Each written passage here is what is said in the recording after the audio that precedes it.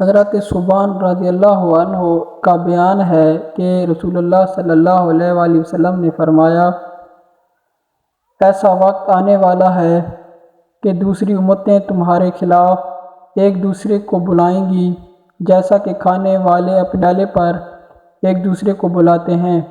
تو کہنے والے نے کہا، کیا یہ ہماری ان دنوں قلت اور کمی کی وجہ سے ہوگا؟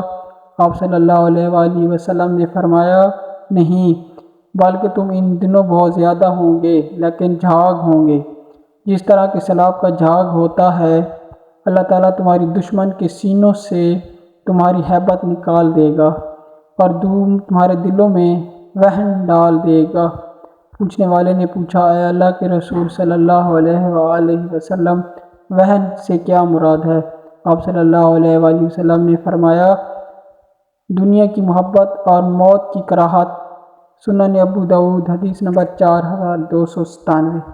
حضرت ابو ہریرہ رضی اللہ عنہ سے روایت ہے کہ رسول اللہ صلی اللہ علیہ وآلہ وسلم نے ارشاد فرمایا، ان قریب دریائے فرات سونے کا ایک خزانہ ظاہر کرے گا، تو جو وہاں حاضر ہو اس میں سے کچھ نہ لے۔ سنن ابو داؤد 4313۔ حضرت ابو درداء رضی اللہ عنہ نبی پاک صلی اللہ علیہ وآلہ وسلم سے روایت کرتے ہیں،